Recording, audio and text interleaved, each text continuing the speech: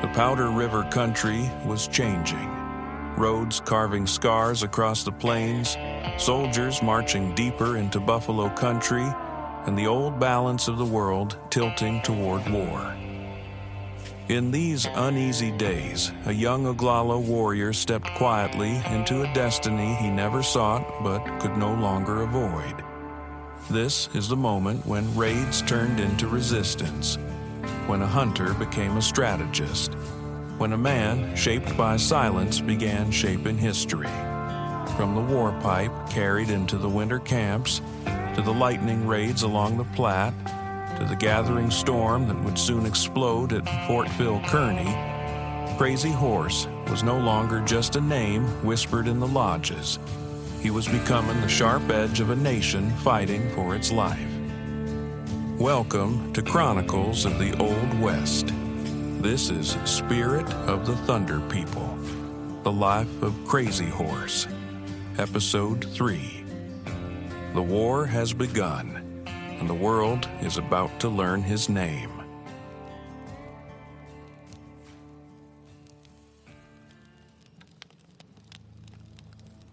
The summer sun burned high over the Powder River country, its light glinting off the endless sea of grass. To the Lakota, this land was more than territory. It was life itself, and now it was under threat. In the councils of the North, warriors spoke of a single, grim reality. The Americans would never stop coming. Roads, wagon trains, gold seekers, all slicing deeper into the heart of the Buffalo Plains. It was in these tense, uneasy days that a quiet young warrior named Crazy Horse would step into a new role, one that would forever define him. It began with a pipe. In January, deep in the bitter cold of winter, a war leader named Red Dog entered the Oglala villages carrying a black-stemmed war pipe. His voice rang with urgency as he spoke before the council. The Hunkpapas, the Minneconjous, even the exiled Santee Dakotas had agreed to fight the Americans. Now they called on the Oglalas to join them. Among those listening was Crazy Horse. He did not speak. He rarely did, but his dark eyes missed nothing. He studied the Santee refugees who had come to press the cause for war. Some wore ragged remnants of American clothing, their hair hacked short in mourning. A few had been so-called progressives, men who once cut their braids and tried to live as white men did. Now, beaten and bitter, they had fled to the north, their voices sharpened by betrayal. The whites have come to take all the land, they cried. They will not stop. We must strike now, before they destroy you as they destroyed us. Crazy Horse felt the truth of it. He had always distrusted the Americans, but until now his raids had been small, almost personal. A way to win honor, to steal horses, to test himself in battle. But this was different. This was war. The council argued long into the night. Brave Bear, one of the chiefs, counseled peace. He warned that fighting might cost the Lakota their homeland entirely. But Red Cloud, the great Oglala war leader, rose to speak in answer. His voice was strong, his words like iron. The white men have pressed too far. If we do nothing, they will wipe us away. We must fight. The decision was made. One by one, the warriors stepped forward to smoke the war pipe. When it came to Crazy Horse, he raised it solemnly, inhaling a few sacred breaths before passing it on. In that moment, he bound himself to war. The heralds announced the decision to the villages. The Lakota were now at war with the United States. As soon as the grass grew high enough for horses to travel, the war parties moved south toward the North Platte. There was no grand strategy, no massive army, only small, swift strikes meant to harass and disrupt. These were the kind of raids Crazy Horse excelled at.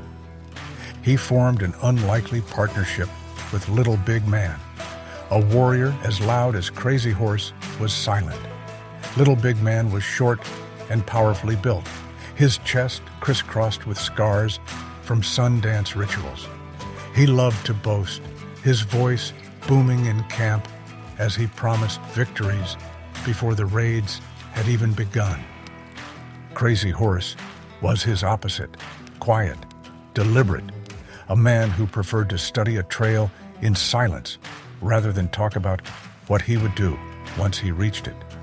Yet, together, they made a formidable team.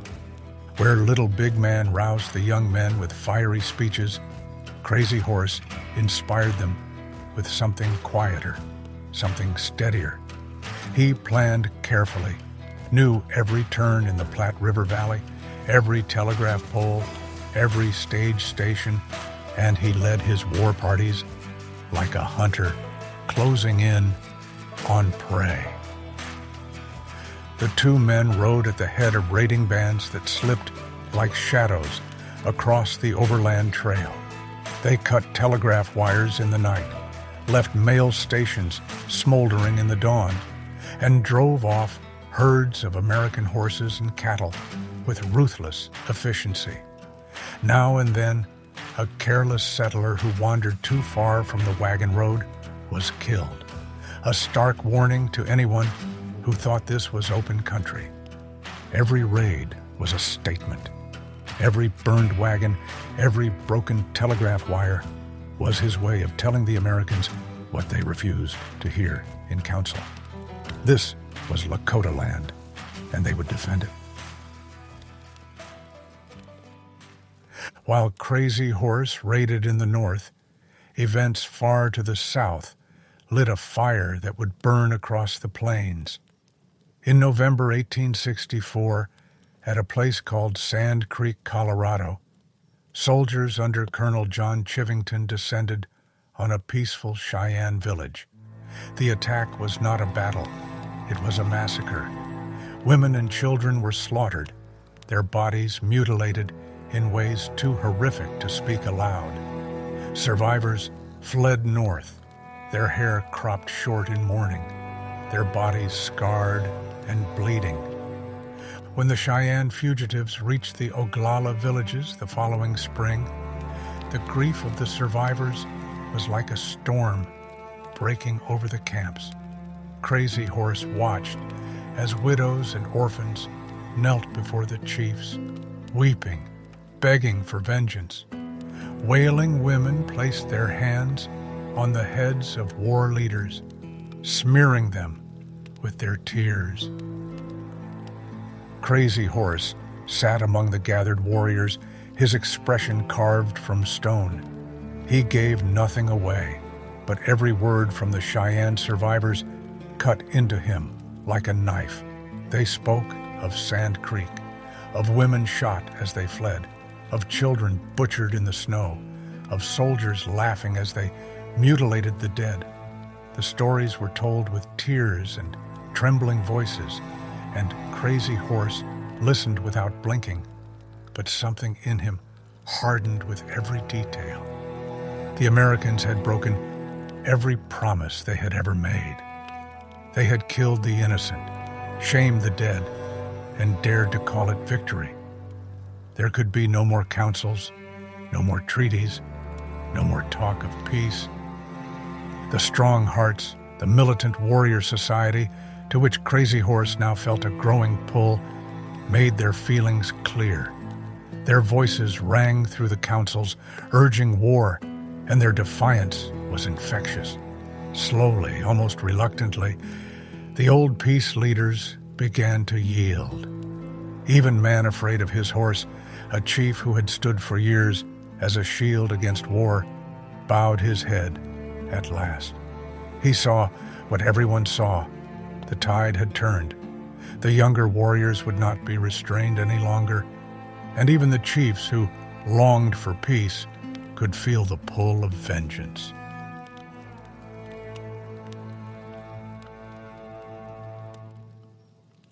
In May 1865, a united Oglala Council gathered to plan the summer campaign. The line was drawn clearly now. South of the Cheyenne River, the Americans could have their roads, their towns, their forts. But north of that line, in the Powder River country, no white man would be allowed to pass.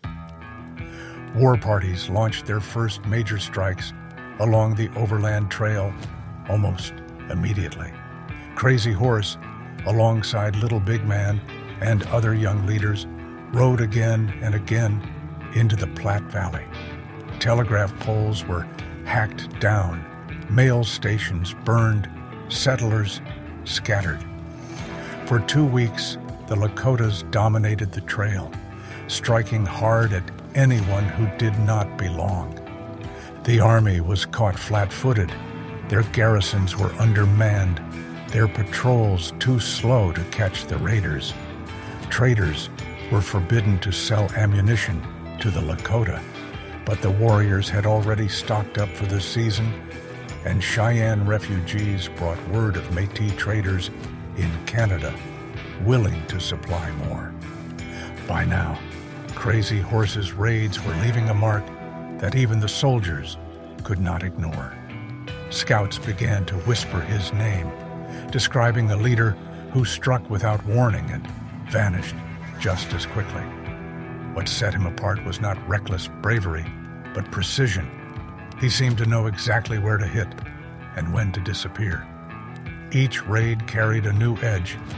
It was no longer just about proving himself in battle.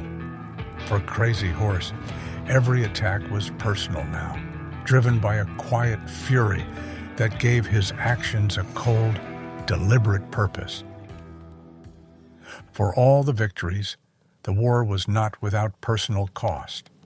In early 1865, Crazy Horse made what would be his last visit to the agency near Fort Laramie. The friendly Lakotas there, mostly loafers and other bands willing to live under American control, were being forced into humiliating conditions. They were rationed condemned army food, dressed in surplus clothing, and watched over by Indian police appointed by American officers. Tensions were high, and one spring morning, tragedy struck. A young Lakota man, possibly a relative of Crazy Horse, perhaps even one of his cousins, was shot and scalped by American soldiers who claimed he was a hostile scout. His body was tied to a tree as a grim warning.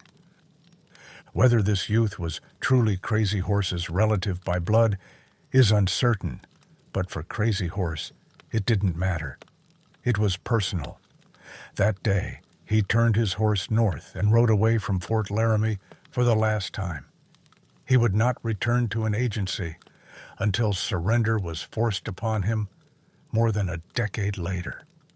From now on, every raid, every strike at the Americans was personal. By the summer of 1865, the Powder River country was alive with war parties. Oglalas, Miniconjous, Hunkpapas, Cheyennes, even the exiled Santees joined in the fighting. Crazy Horse rode among them, always quiet, always watchful, but with a growing reputation as a fearless and relentless warrior. The Americans still underestimated him. To them, Crazy Horse was just another young war leader, one among many. But among the Lakota, his name was beginning to carry a different weight. He was not loud like Little Big Man, nor as openly ambitious as Red Cloud, but there was something in his calm, deliberate way that drew others to him. The Lakota were no longer just defending their land. They were defending their way of life. And in the quiet heart of Crazy Horse, the fire of that war burned hotter than ever. December of 1866, the northern plains stood frozen, winds whipping across the snow-streaked ridges and valley bottoms. Winter had laid a heavy hand on the land, But for the Lakota, Cheyenne, and Arapaho warriors camped along the Tongue River, there would be no stillness. Not now. Not with war in their hearts and a plan unfolding that would shake the U.S. Army to its core. Crazy Horse rode at the center of this storm, a young war leader whose fame, until now, lived mostly in whispers. Known for his quiet manner, his vision-haunted eyes, and his uncanny ability to slip through battle like smoke, he was about to carve his name into history with blood and precision. This is the story of the Fetterman Fight, of decoys and dust, of brilliance and brutality. It is the moment Crazy Horse rose from feared warrior to legend. The Powder River country had been burning with conflict for years. The Overland Trail, cut through Lakota land without permission, brought miners and soldiers ever deeper into the buffalo-rich territory the tribes held sacred. Fort Phil Kearny was the boldest of these intrusions, perched arrogantly near the Bighorn Mountains like a challenge thrown down in the snow. That challenge had not gone unanswered. Red Cloud, the powerful Oglala chief, had orchestrated a campaign of resistance. Small raids turned into pitched battles, and in the fall of 1866, with the rivers icing and the days shortening, the tribes planned something more, something decisive. Crazy Horse was still a young man, barely in his mid-20s. He had ridden in countless raids, faced down death more times than most warriors twice his age. His courage was undeniable, but that alone didn't set him apart. It was his mind. Crazy Horse had a rare gift. He saw the battlefield not just in the present, but in layers of possibility. He could read terrain like a seasoned tracker reads snow. Every rise, every draw, every shadow held meaning. He understood how to move men without speaking, how to bait an enemy without ever losing control. The elders had seen it. The war chiefs had seen it. And now, at the most critical moment of the war, the council placed their trust in him. Crazy Horse would lead the decoy party, the most dangerous assignment of all.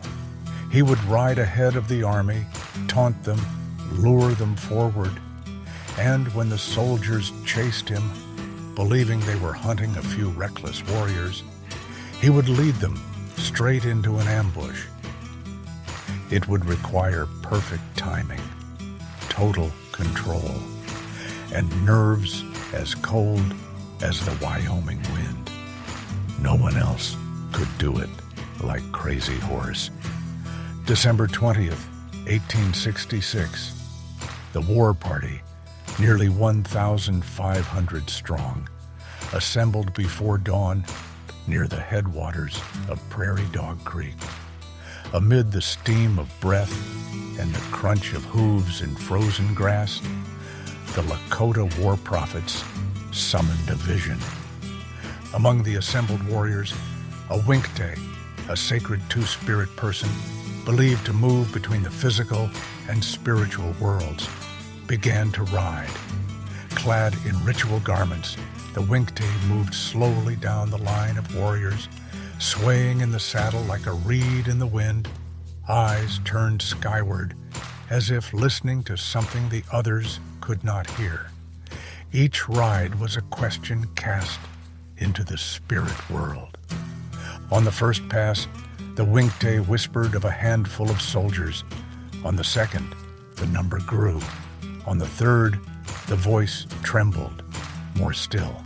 And then, on the fourth ride, the Winkte suddenly pitched forward, sliding from the saddle as if struck by an invisible weight. Dust rose where he fell. Kneeling in the snow, hands spread flat on the earth, His voice lifted, eerie and high. I see. More than 100. A silence fell, then broke like thunder. Warriors let out fierce cries of triumph. Coup sticks hammered the frozen ground in a percussive rhythm. It was a sacred confirmation. The spirits had spoken. A great victory was at hand. At the edge of the gathering, Crazy Horse sat silently atop a sleek bay pony, his brother, Little Hawk's finest war horse, lent in honor for the coming battle. He said nothing. He didn't need to. He simply turned his eyes toward Fort Phil Kearny. The signal had been given. The killing had not yet begun, but the trap was already closing. The game was on.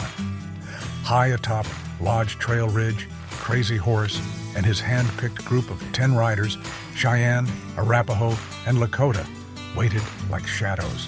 Their orders were simple: be bold, be seen, and most importantly, be chased. Down below, the wood train from the fort set out toward the pinery. A column of bluecoats marched behind it, oblivious to the eyes watching from every gully and bluff. When the warriors attacked the train, the trap was baited. The men inside Fort Phil Kearny saw smoke rising, saw the watchtower signal, and soon the fort's gates swung open. Captain William J. Fetterman, brash, arrogant, and eager for glory, led 80 men out into the cold. Carrington, the fort's commander, had warned him, "Do not pursue past the ridge."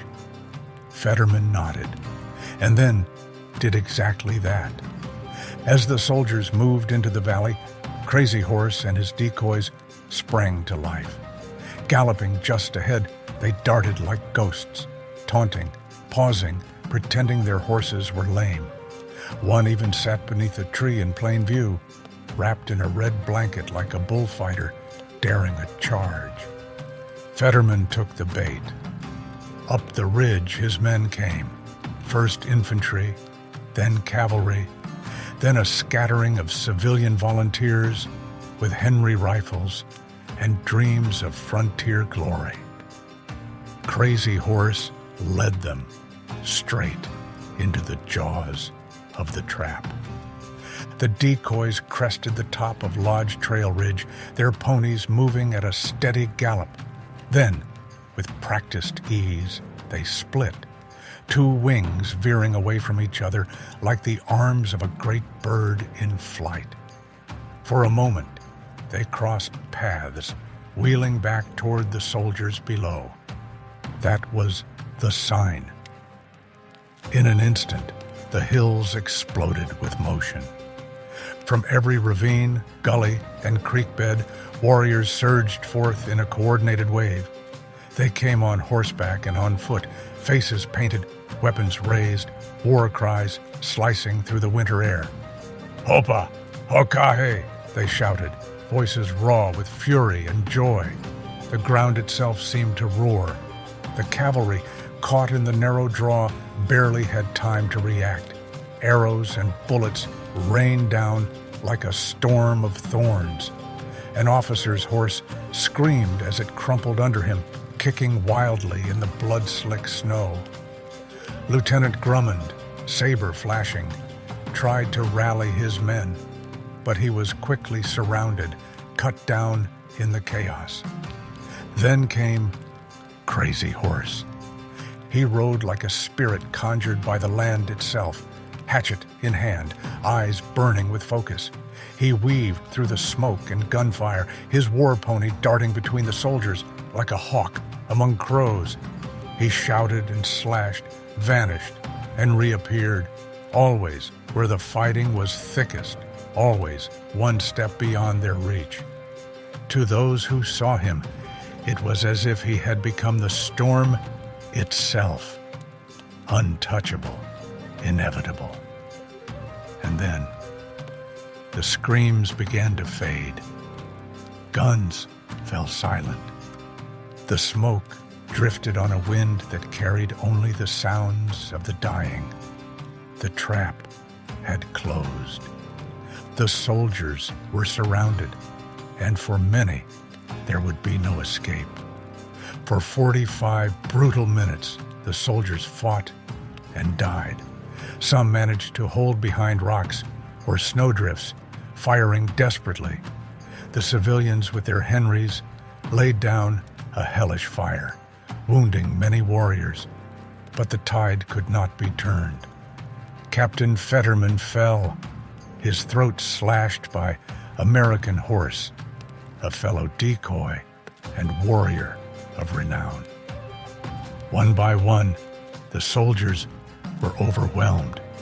Scalps were taken, weapons gathered. The ridge was littered with bodies.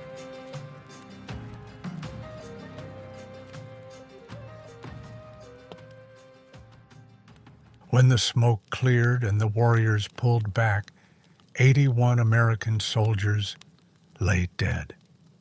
It was the worst military defeat in U.S. history up to that point, and Crazy Horse had led them into it. That night, the warriors began the long ride back to camp. Victory was theirs, but so too was sorrow. Crazy Horse and High Backbone, his older comrade, noticed someone missing. Lone Bear. They rode back toward the battlefield, tracing the cold wind. When they found him, Lone Bear was barely alive. A wound in his leg had turned septic, his limbs frozen. Crazy Horse cradled him as he died. High Backbone stood above, weeping. The cost of war is never counted, only in the dead of the enemy. Back at the village, after the blizzard passed and the mourning was done, the celebrations began. Feasts, songs, dances under the cold stars. At the honor seat sat the heroes, Sword Owner, American Horse, and Crazy Horse. The young warrior who once shunned councils, who moved like a ghost among men, now found himself the subject of every song. He was no longer just a fighter. He was a leader. The elders saw it. The Cheyennes saw it. Even Red Cloud, master of the political game, saw it. Crazy Horse had not just helped win a battle. He had shaped it, drawn it, commanded it. His gift wasn't only courage, it was vision, fortitude, leadership born not of ambition, but of sacred responsibility. From the snowy ridge of that battlefield, the world shifted. For the U.S. Army, it was a humiliation. For the Lakota, it was proof that unity and resolve could beat even the most powerful army in the world. And for Crazy Horse, it was a threshold crossed. He would never again be just a warrior of the Oglala. He had become something more, a name spoken in awe, a face young warriors would follow into fire. The trail ahead would still be long. There were more battles to come, more blood, more betrayal. But in that frozen December, with the snow blowing across the stripped and silent ridge above the Bozeman Trail, Crazy Horse stood at the height of his power, and the world began to take notice.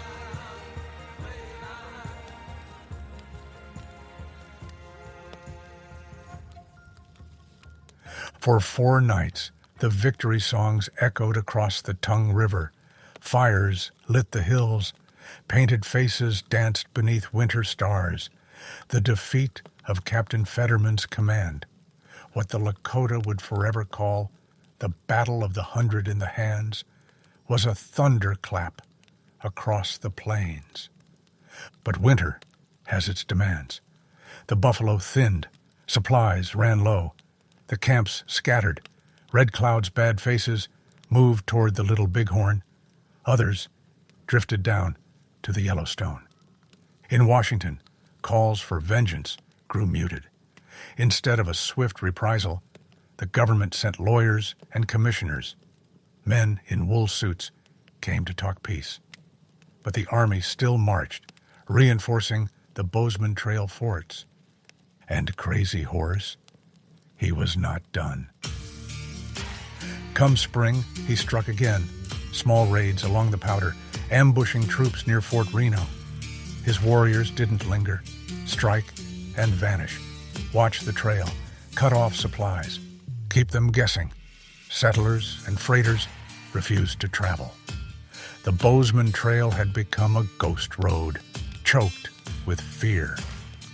As winter eased its grip, a spirit of negotiation began to stir across the plains. Word had come from Fort Laramie. Government peace commissioners were calling for talks. In response, Lakota bands began to gather near the mouth of the Rosebud River, their teepees dotting the valley like a rising storm. The scent of buffalo meat returned to the fires. Elders painted their faces and danced beneath the stars, calling on the spirits for a season of peace and abundance. Man afraid of his horse, a respected elder and advocate for diplomacy, worked tirelessly to bring the factions together. He believed the time had come to talk rather than fight, that perhaps the war had bought them enough leverage to secure their homeland by treaty. Under his guidance, the village elders staged feasts and buffalo dances, not only to call for spiritual favor, but to soften hearts and rally unity. But not everyone was ready to make peace. Crazy Horse, ever wary, refused to sit at the council fire. Though his silence spoke volumes, it was not indifference. It was mistrust. He did not believe the U.S. government would honor its promises. He had seen too many treaties broken, too many chiefs fooled. Red Cloud, the fiery war chief who had led the campaign against Fort Phil Kearny, was outraged by what he saw as a betrayal of the hard-won victories. When he saw that the peace talks were being shaped by elders and chiefs who had not fought, and that man afraid of his horse was reclaiming authority, Red Cloud rejected the process outright. He gathered a group of younger militant warriors, veterans of the fight, and formed his own council, the Ska-Yuha, or White Horse Owners. They were a new generation of leaders, forged in battle, and they refused to let their victories be negotiated away. And still, Crazy Horse did not align with either camp. Though Red Cloud had once fought beside him, Crazy Horse kept his distance, suspicious of Red Cloud's ambition, just as he was distrustful of the peace chief's willingness to compromise. He and his younger brother, Little Hawk, stayed on the outskirts of the political storm, unwilling to be drawn into either faction. Then, from the south, came the smell of smoke and betrayal. News reached the northern plains like a cold wind. General Winfield Scott Hancock, leading a force on the plains of Kansas, had marched into a peaceful village, mostly Cheyenne and Oglala, camped near the Smoky Hill River. The people, fearing another massacre like Sand Creek, had fled before the soldiers arrived. But that didn't stop Hancock. On April 19, 1867, he ordered the entire village burned to the ground. Teepees, blankets, meat stores, sacred bundles, all went up in flames. To the Lakota, it was a familiar pattern, a promise of peace, followed by violence. The memory of Sand Creek, where over 100 Cheyenne women and children were butchered, was still fresh. Now, it seemed the U.S. government was at it again, saying one thing with its diplomats and another with its guns. That was all Crazy Horse needed to hear. Whatever faint hopes he had harbored about negotiations were swept away in the smoke. The time for talking was over. He gathered his warriors and struck Fort Reno, twice in 2 days. Soldiers fell. The white flag of truce was shattered, brittle and hollow. And Crazy Horse wasn't alone. From the far northern camps, messages flew like sparks. The Hunkpapas were calling a great council. Across the plains, war drums began to throb again. Lodges were packed, spears were sharpened, horse herds were brought in close. The Lakota were gathering in numbers not seen in years. And at the heart of that storm, waiting like a stone in the river, was Sitting Bull. They met north of the Powder River, a sea of lodges, Miniconjas, Sans Arcs, Cheyennes, and now the Oglala camp of Crazy Horse and Little Hawk. The great shade was raised, and there, beneath buffalo hides, the Lakota made a choice. Sitting Bull, now 35, rose with quiet power. Broad-chested, wry, and deeply generous, he had grown into a man people followed by faith. In the shade of the council lodge, before chiefs and warriors from across the northern plains, the Hunkpapas carried out their sacred rite. A buffalo robe was laid down, rich with symbols of honor. Into Sitting Bull's hands they placed a bow and a musket, symbols of both tradition and the evolving fight to come. A magnificent headdress trailed behind him like a banner of memory and purpose. Then, outside the council, a white horse stood waiting, pure, proud, ready to carry a leader into legend. With solemn chants and the approval of every major band present, Sitting Bull was declared head war chief of the Lakota Nation, invested with the power to declare peace or summon war for all the northern tribes. Crazy Horse stood near the council's edge, his eyes fixed, his face unreadable. Sitting Bull was everything Crazy Horse was not. Outspoken, charismatic, politically shrewd. Yet beneath their differences ran the same current, a deep love for their people, an unshakable resistance to white encroachment, and a vision of a future where the Lakota lived free on their own terms. That day, something passed between them. Not a handshake or a word, but a recognition. Two very different men. One shared purpose. They would not walk the same path, but they would walk in the same direction. In May, Crazy Horse returned to the Powder. The snow melted, grass rose tall. It was raiding season again. He struck a supply train near Bridger's Ferry, scattering cattle. 2 days later, he hit it again. Soldiers gave chase, but Crazy Horse knew the land, knew how to bleed them without getting cut. By late May, Red Cloud was moving too, opening the summer campaign. But not everyone wanted war. Man afraid of his horse, hoping still for peace, convinced the warriors to allow him to speak at Fort Laramie. Crazy Horse agreed, barely, but refused to go himself. Instead, the warriors transferred authority to the chiefs, demanding one thing above all, the closure of the Bozeman Trail, nothing less. But the commissioners came back with empty hands. They offered no powder, no food, no closure, just words. It was a slap in the face.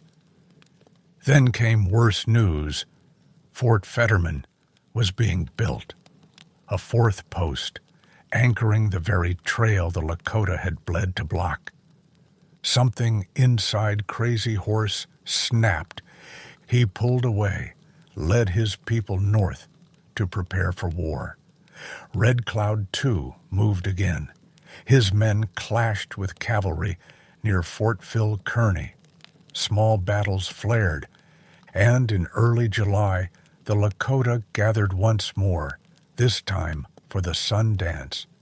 There, amid song, sacrifice, and vision, they resolved there would be no more talk until the forts were gone. Late July, the war party rode out. Cheyennes, Oglalas, Sans Arcs, Miniconjous, Red Cloud, Ice, High Backbone, and Crazy Horse. Their target, Fort Phil Kearny. They climbed into the hills above Pino Creek. Below, Company C of the 27th Infantry guarded a makeshift corral of wagon boxes. Soldiers worked the timber nearby, cutting wood. On the morning of August 2nd, the Lakota attacked. At dawn, the first strike came swift and hard. Crazy Horse led the assault on the woodcutter camp, silent shadows in the pines turning into a storm of war cries. Within moments, the camp was in flames. 4 civilians died before they could run. 2 soldiers were cut down in retreat. Tents were looted, wagons burned. It was textbook, sudden, decisive, merciless. But then, the discipline began to unravel. Some warriors broke off to chase the mule herd, hoping to stampede it behind friendly lines. Others, hungry after days of riding, stopped to gorge on captured supplies, meat, coffee, flour. A few scattered after fleeing soldiers. The war party, once unified, fractured into pockets of action, each chasing its own prize. Meanwhile, across the meadow, the real fight had just begun. At the center of a grassy clearing stood a makeshift corral, 14 stripped-down wagon boxes, arranged in an oval. Inside, Captain James Powell and 32 men took up defensive positions. Their line was small, their cover crude, but they held something the Lakota didn't expect. Springfield breech loaders, new rifles that reloaded from the rear, not the muzzle. Faster, more reliable, lethal. The Lakota charged in waves, riding low, arrows flying, muskets cracking. Each time, the soldiers let them come close, then unleashed a volley. Ponies went down screaming. Brave men were unhorsed mid-charge. The corral spat fire and thunder. Still they came. Still they fell. For 4 hours, the warriors fought to break the circle. And for 4 hours, Powell's men refused to yield. Smoke curled from burning grass. Wounded men were dragged from the field.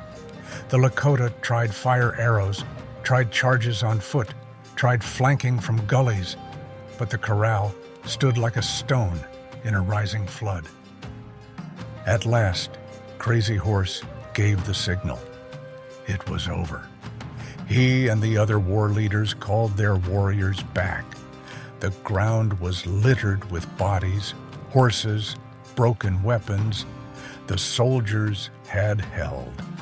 And Crazy Horse had learned a hard lesson. Bravery alone would not win this new kind of war. Against fortified positions and modern weapons, even the finest warriors could fall in vain. Victory would not come through mass charges or sheer courage. It would require something else. It would require adaptation. And it would come, not in siege, but in motion. That day, the wagon box fight ended in defeat. But Crazy Horse would not forget what it had taught him. It was about firepower, it was about discipline, and it was about timing. He would never again charge a fortified position head-on.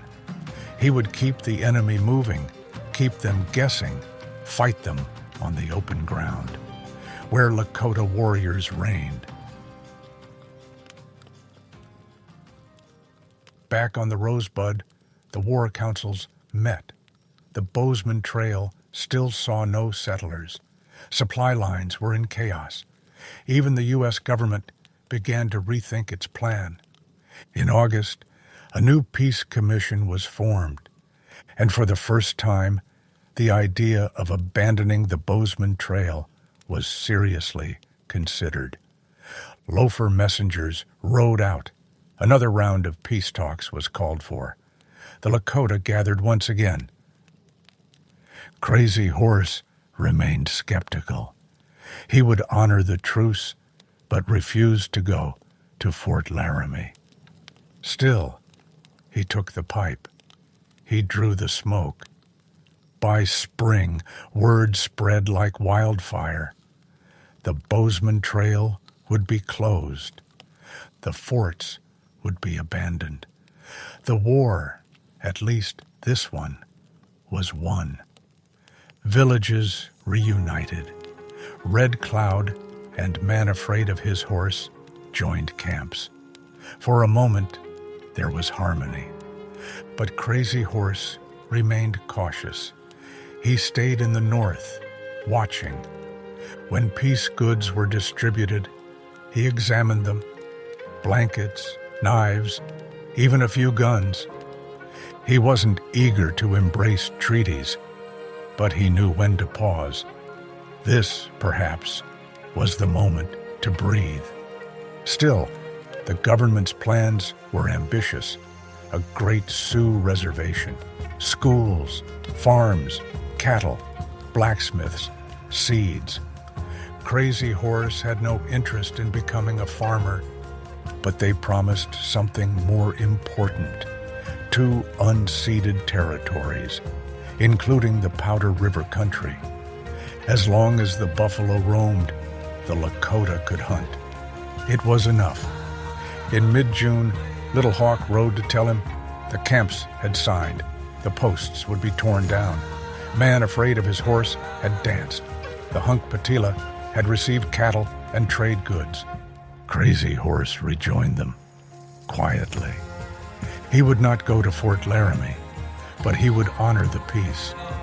He did not trust papers, but he trusted what he could see. Soldiers packing up, garrisons preparing to leave. The war was ending, not because the Lakota surrendered, but because they held firm. In 1868, the United States government agreed to abandon the Bozeman Trail.